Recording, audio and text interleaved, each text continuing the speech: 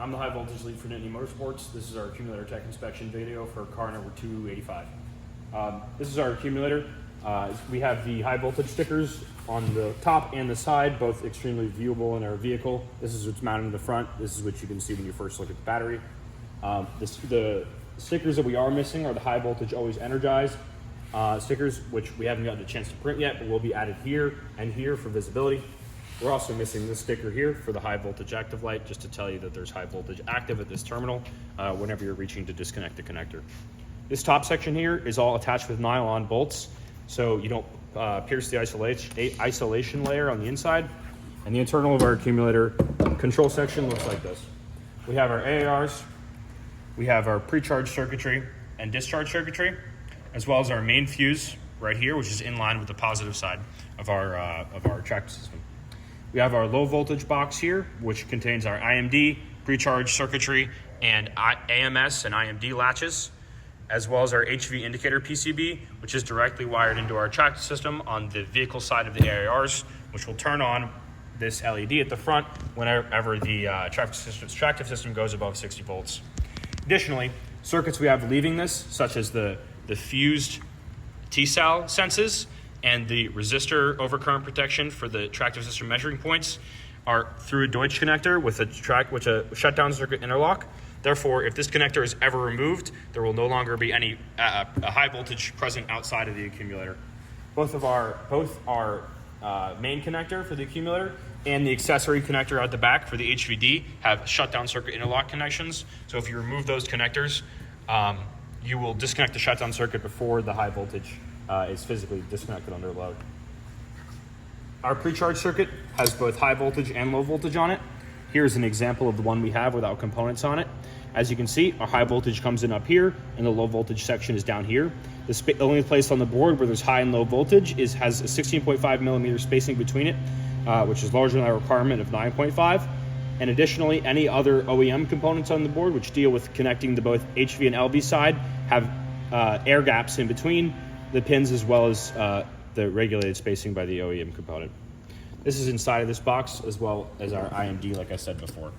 Both the AMS and the IMD latch are individual circuits and have their own relays. They don't share anything, including a power stage.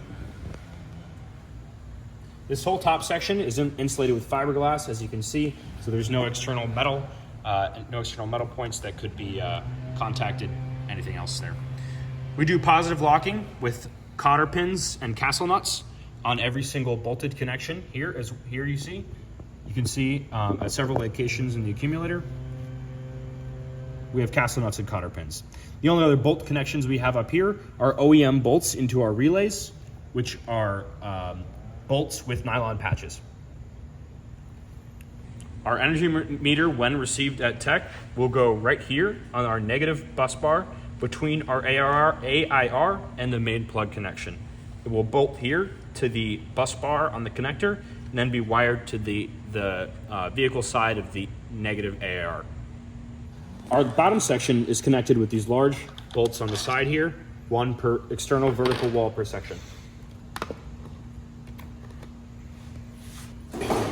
Below is our cell housing area. We have these black covers over the top to maintain insulation between the top of the cells and any other walls or covers that they may come in contact to.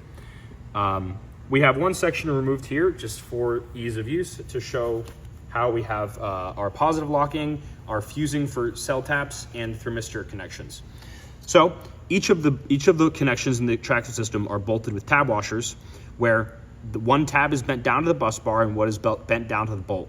This way, the bolt cannot vibrate loose and is positively locked. For each of our BMS connections, they're individually fused right at the source within 6 inches of the bus bar.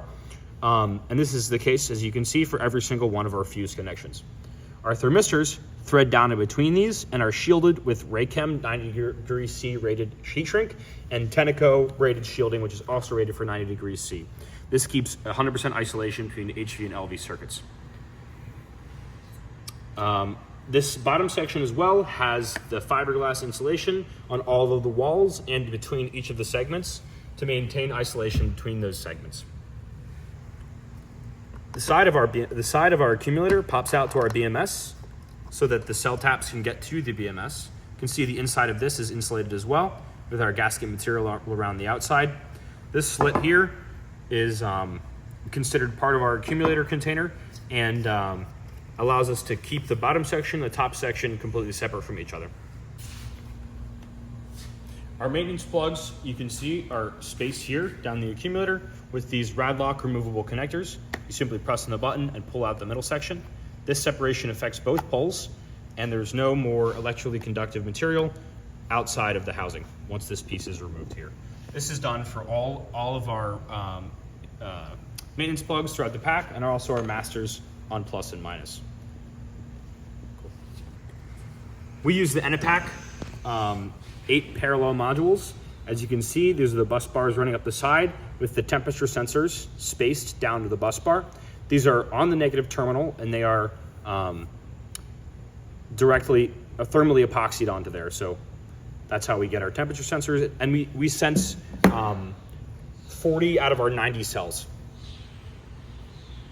Our charging cart uses the same connector as our main plug for the accumulator, which includes the track resistant interlock, where if this connector is removed under load, the shutdown circuit will open first. Additionally, on our charging cart, we have both HV plus, HV minus, and GLV measuring points available at all times during charging. Our stop button and latch resets are also on the top of the charging cart as seen. Our leads for the charger, for the accumulator charging, come straight from the charger and are orange.